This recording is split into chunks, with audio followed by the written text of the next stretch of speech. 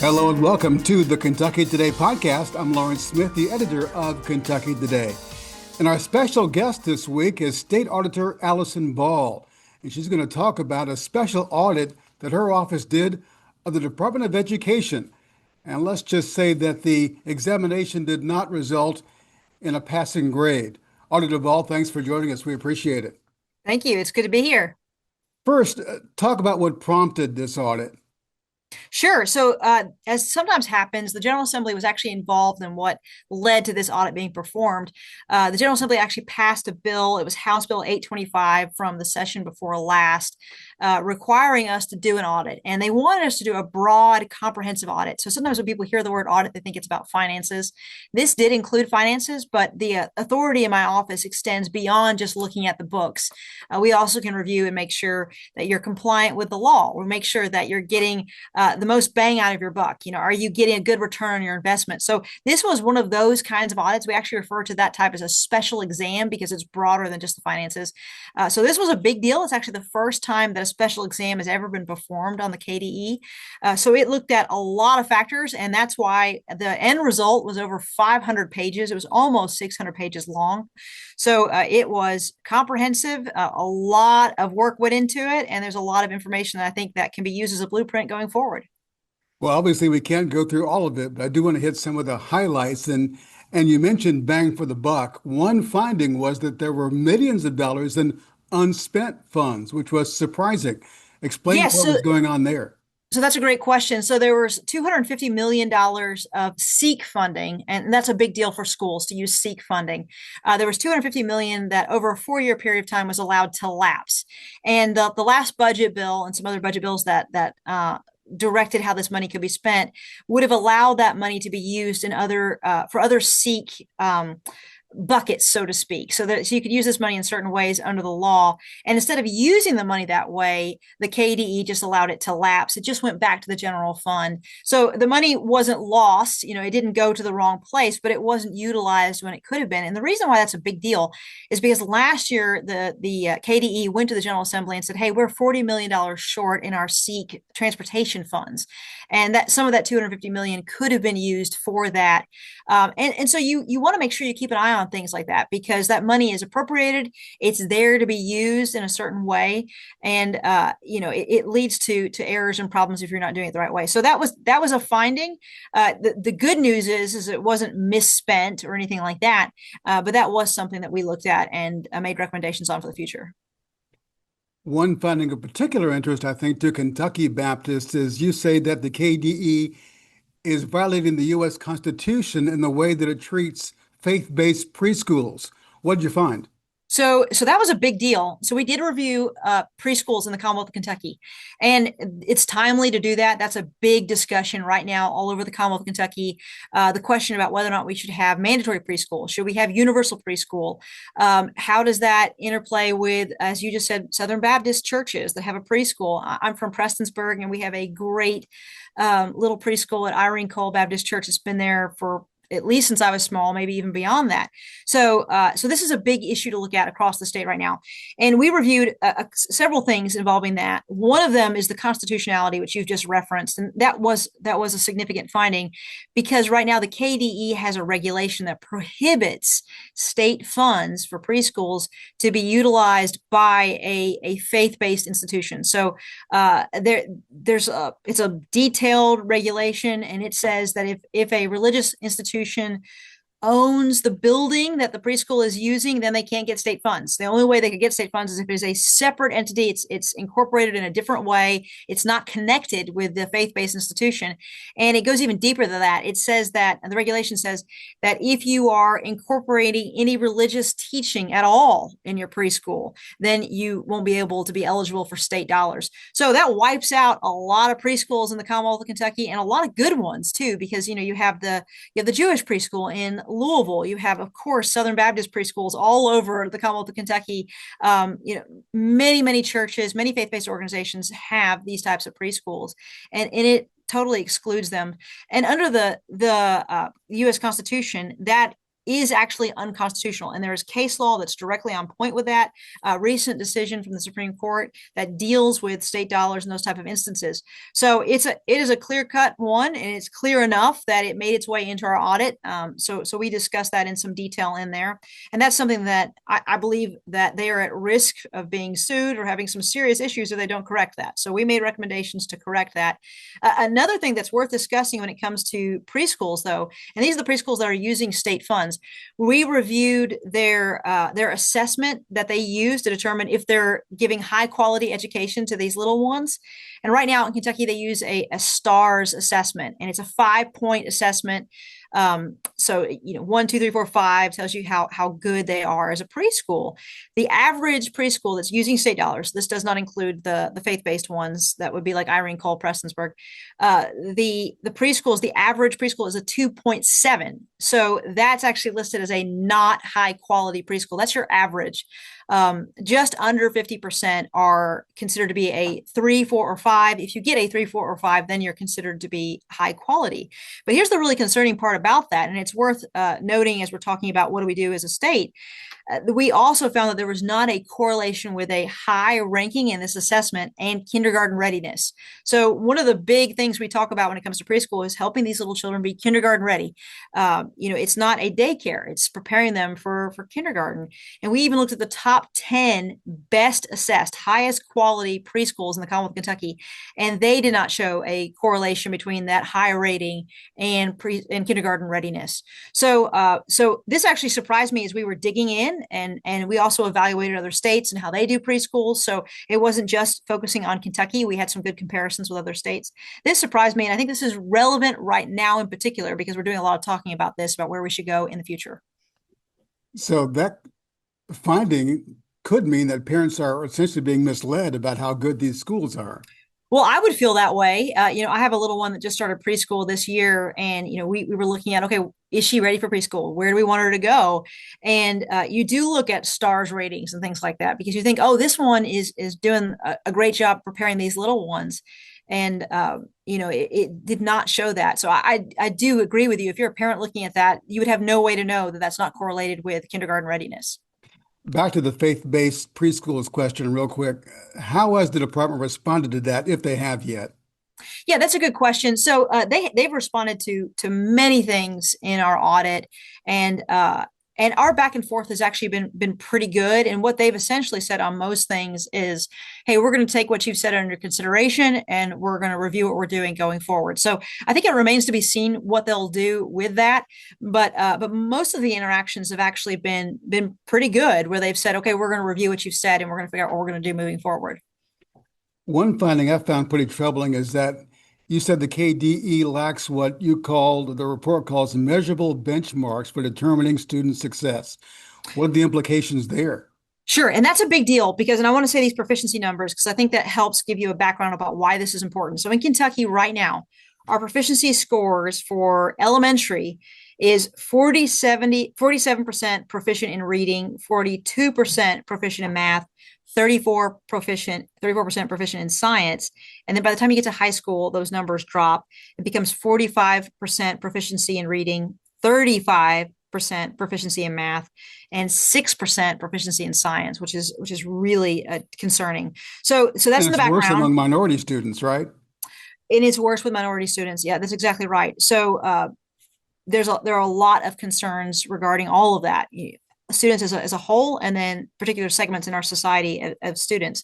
So yes, those are worrying numbers. And the reason why we were concerned is because we looked at, okay, what are you going to do to address this? What is the plan? What are you going to do moving forward? And as we dug in there, and we actually used some education consultants too from other areas and gave us some expertise on what other states are doing, we determined that there was not a clear strategic plan with benchmarks and things that you could assess, different metrics that you could look at to see, okay, we have to reach this point by this year. And you have to be able to do that. You have to have that kind of a game plan in order to be able to increase those proficiency scores or to, help minority students in particular, or students with disabilities or English learners. You have to have a very, very clear plan going forward. And what we saw was very aspirational words like, we're going to increase our proficiency level. We're going to improve. We're going to have a vibrant a community of education, words like that. And those are great, but those aren't measurables. They're not clear strategic benchmarks that you can look at and say, okay, we are on track because we're meeting these things. And so that was a big recommendation for us to the KDE, that needs to be addressed. You also found that the State Board of Education is not providing adequate oversight, which is kind of its job, isn't it? Yeah, and that was another concerning one too. So the KBE, you're right, is the overseer of the KDE. So that's the Board of Education. And so we reviewed their meetings for the last several years. What are the outcomes of their meetings? What are they actually doing as overseers?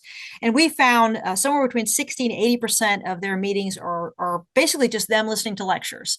And there's a place for that. You go there to hear about what's happening at the KDE, what's happening in different education levels.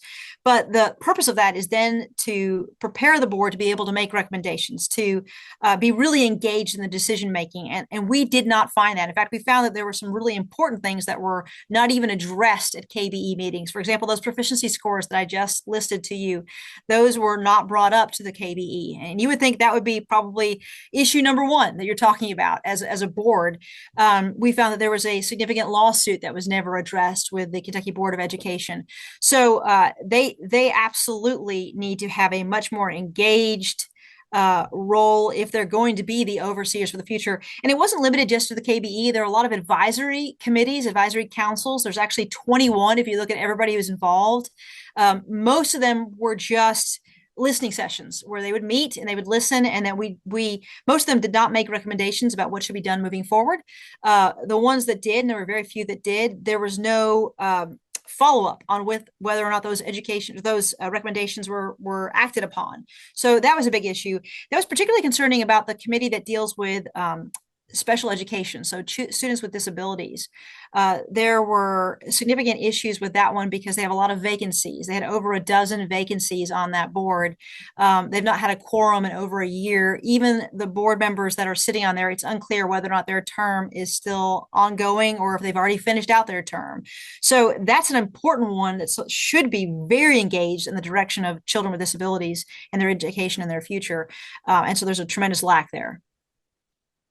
Another topic, student sexual harassment is always a concern. And you're saying in this report that the Department of Education and the Kentucky High School Athletic Association are not doing enough to protect student athletes. What's lacking there? So I was very concerned about that one. So the KHSAA, which of course deals with athletics when it comes to school sports, they're the delegated authority when it comes to student athletes. And we were looking for abuse when it comes to coaches on students, because that's a big area right now. We focused very intently on that one. And we found out that there was no database, no clearinghouse that was keeping track on if there's an investigation that's ongoing or even charges that have been issued about a middle school or high school coach in regards to inappropriate behavior with a minor. And that's broad. It's not just sexual abuse of a minor. It could be exposing them to pornography. It's a variety of things. So inappropriate behavior with a minor.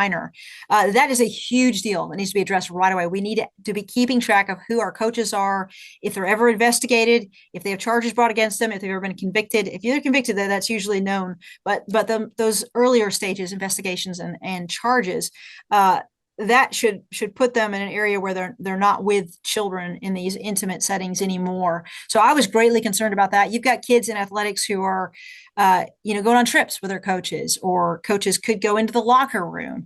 So there's a lot of vulnerable situations where children really could be abused. And we've seen that. We know that that's happened throughout the Commonwealth of Kentucky. We're hearing more and more of that.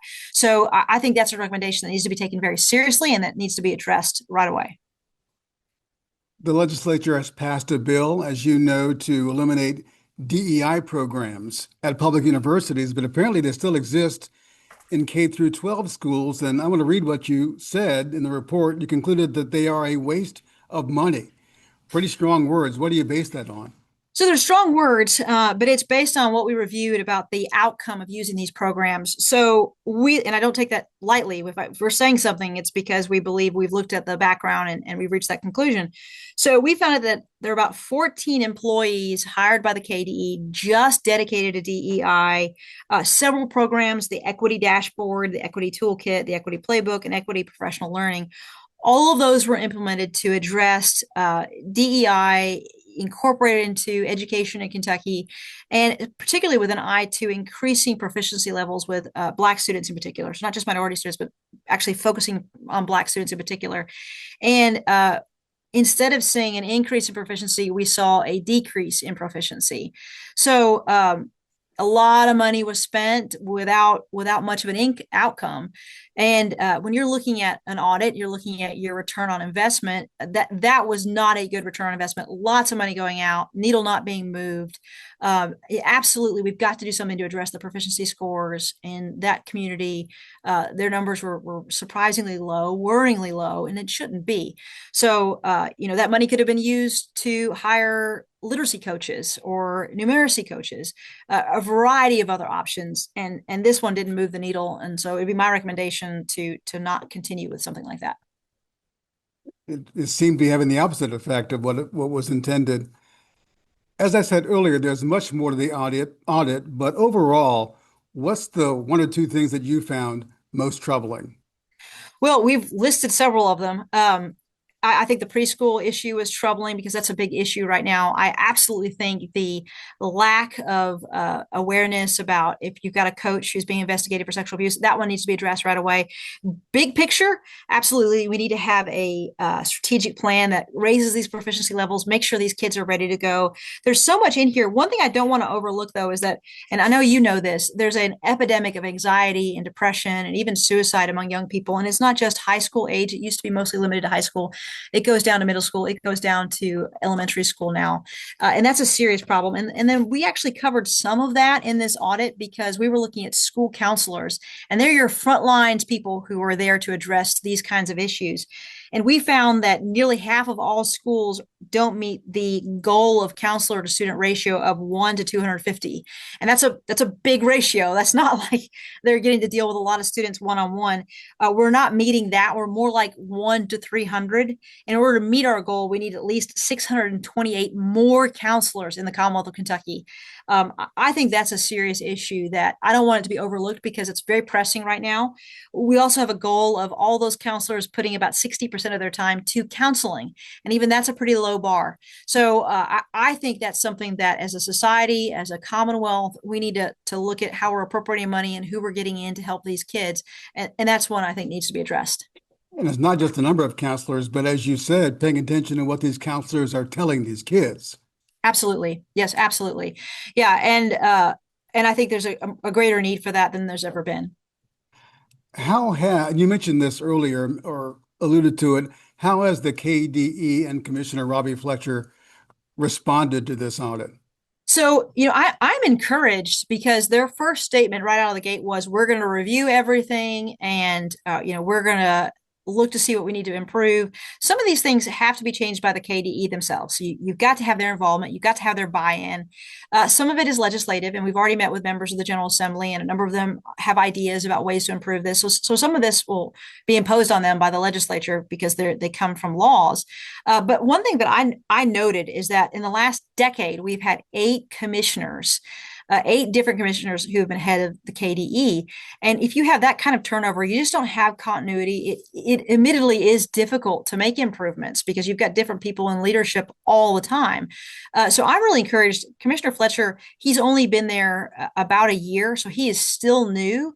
And this is the point in time where I think he's kind of gotten his footing, so to speak. And I think he's ready for a blueprint. And that's what this is. This is a blueprint for how to help the Commonwealth of Kentucky, how to have the best education we can have for these students. It covers so much. And so I'm really eager to see, now that we've given him this, it's massive undertaking. I think this will help him on what to do moving forward. So I'm encouraged and I'm hopeful, and we'll see what happens moving forward. You touched on this as well, but do you expect the legislature to take some action based on this audit? I do. And there are a number of things that really have to be legislatively addressed. So some things, like I said, can be KDE implementing things right away, fixing stuff. Some of it will have to be legislative. We haven't talked about this today, but there's quite a lot about the School for the Blind, School for the Deaf, and they need to be restructured. And that's going to have to be legislative. That can't be done through internally for the KDE. Those are very old schools that date back to the early 1800s, and they do important work for children with disabilities. And there are reforms that need to happen for them. Our career and technical training that happens in the Commonwealth of Kentucky, our CTEs and our ATCs. There's a lot that can be done to make those better, to help kids be career ready if that's where they're going in different routes. And some of that's going to have to be legislative. So there's, like I said, there's so much in this. But I think that the parties that need to be involved are at the table and they're discussing things. And I'm really hopeful that this is going to make a big difference for our education for the future.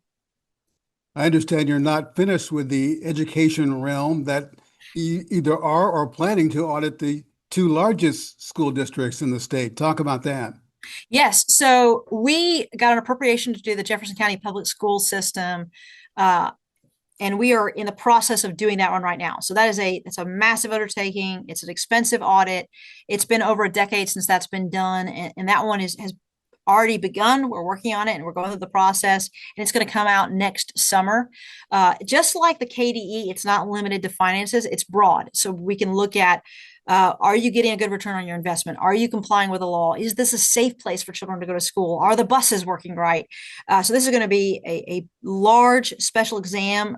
It's big undertaking for Jefferson County Public School System. And then in the course of the last few months, a lot has come out in Fayette County. As you'll recall, and some of your listeners will remember, there was a proposed tax because they were short on funds in Fayette County, and there was a great pushback against that, and the Attorney General issued an opinion that they didn't handle it the right way. So that's been tabled.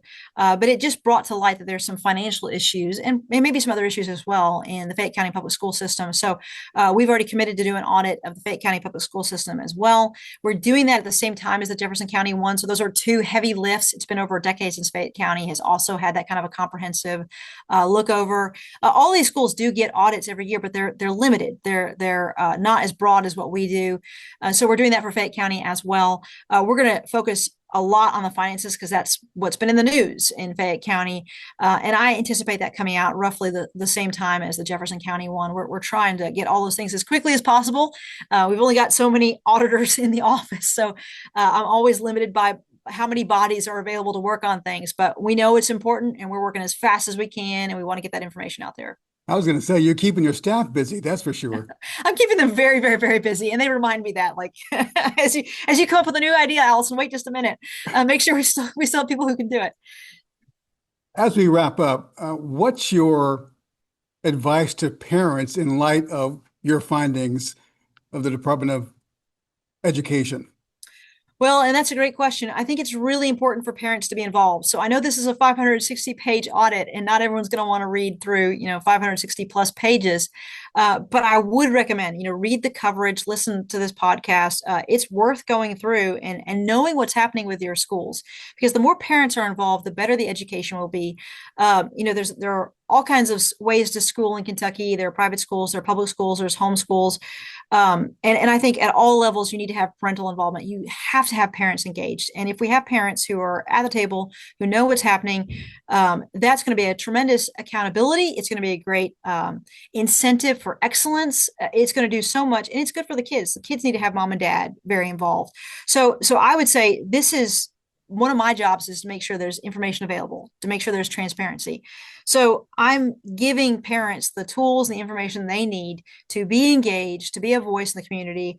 I'm a big fan of people running for office. I've done it myself a few times now, and I'm always encouraging, if you're a mom and dad and you want to be more involved, there's school boards all across the Commonwealth of Kentucky. We need more people who are truly engaged and want to make a difference, and that's a tremendous accountability. So on the boots on the ground level, we need parents who are involved, and then some of them are probably going to take that next step to, hey, run for school board. But even if you're just volunteering and doing things like that in the school, you are more engaged, you're more involved, and we need more of that on all levels. And so I would encourage your listeners, we need more of that. And folks can find the full audit and a summary on the auditor's website, right? Yes, you can. Yeah, there's it's all on there. And there's a search bar and you could search for it that way. And there's several news sources too, and you can kind of find links to it that way. But yeah, just take a look at the auditor's website. We always have lots of information going on that website all the time, because we're always performing audits, not just the big ones that people are really focused on. We have counties and sometimes we have cities. And of course we have just state government all the time too. So, it's always better when citizens are involved, and we're encouraging people, please take a look, read it for yourself. State Auditor Allison Ball, thank you so much for joining us. We really appreciate it. You're welcome. Thanks for having me on. Good to see you. And you can read this story and much more on KentuckyToday.com. And while you're there, sign up for our morning briefing email. And Lord willing, we'll see you next time on the Kentucky Today podcast.